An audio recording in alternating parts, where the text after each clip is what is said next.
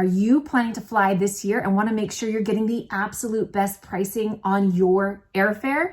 Do you want to prevent ever booking it and then 2 days later finding a better price someplace else? These are the ways that you can be confident that you're always getting the best deals and that you're paying the cheapest possible price for the flights that you're wanting. So let's go ahead and dive in. Tip number 1.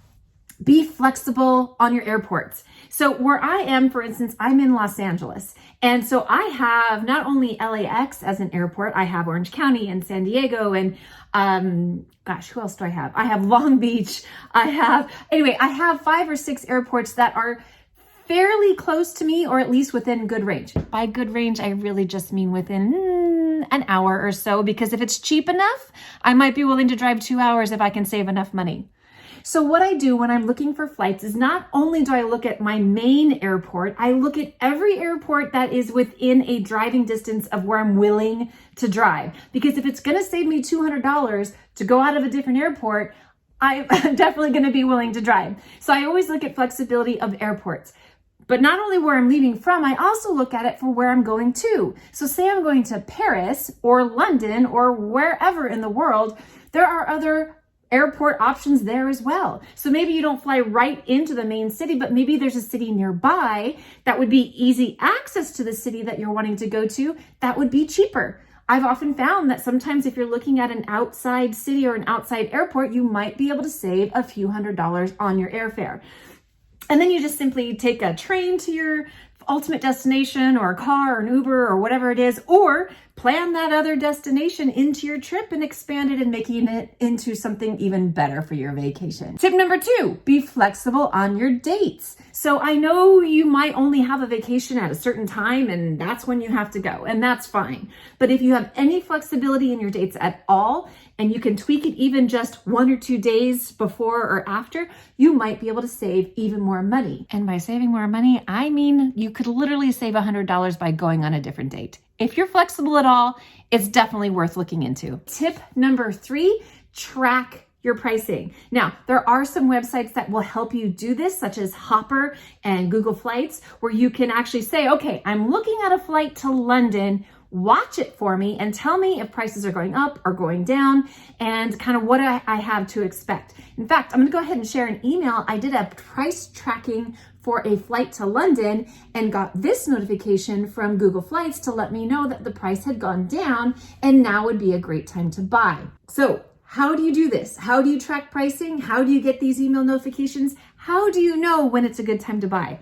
This leads me to tip number 4, and this is my bonus tip. This is the best website to go to get pretty much good pricing all the time. Not only do they always have the best pricing from my experience as a travel professional, but they also have tools that you can use to tweak your price and make sure that you're getting even better pricing than you thought. It allows you to be flexible on airports. It allows you to be flexible on your dates. It allows you to track prices. It has everything. So let's go ahead and dive in and let me show you what I mean. Real quick, if you're enjoying this information, if you can go ahead and give me a thumbs up, it would help me so much and help my channel be spread to people who could really use my help on their vacation planning. All right, so the website that I'm talking about is Google Flights. Now, they don't actually make the booking for you for your flight. They just bring every deal and possible cheapest airfare available around the web and make it in a nice, easy one spot where you can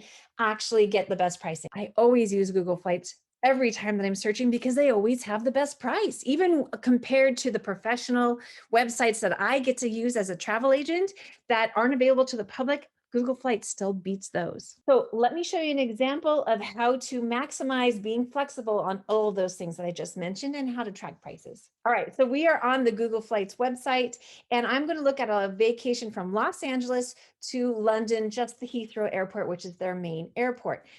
Tip number 2 actually was being flexible on your dates. Here's where you can start doing that. If you click here, as you see, it populates in what the pricing is for each date.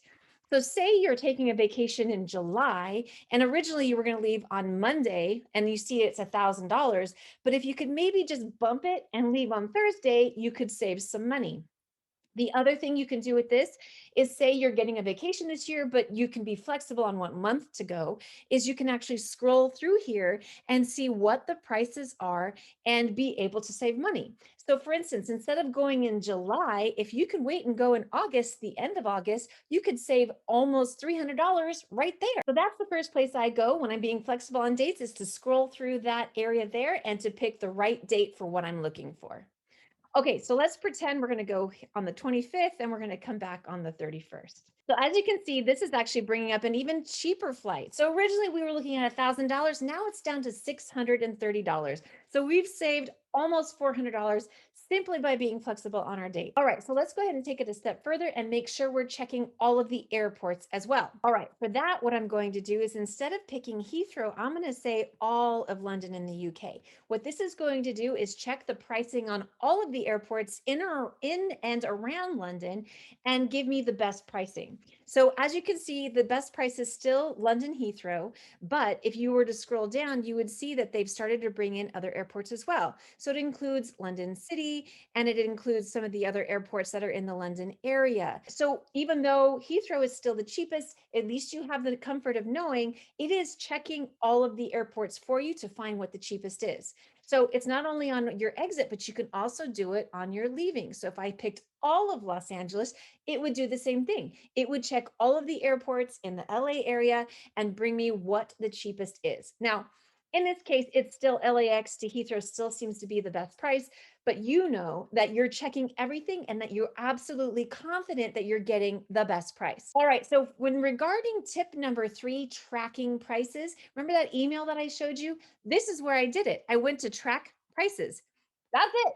And now Google is going to monitor every flight to London from LAX on those dates and let me know if prices go up, prices go down, and helps me to take advantage when the price changes and be able to buy at the right time. Because here's the thing, I could buy today and it might be more expensive, showing more expensive, and I buy today. But if I wait a week, it might be even cheaper than this and I'll get a better deal. So it really is of value to track the prices in some manner and know when to buy so that you're getting the absolute cheapest rate available for what it is that you're wanting to do, for the flight that you're looking for.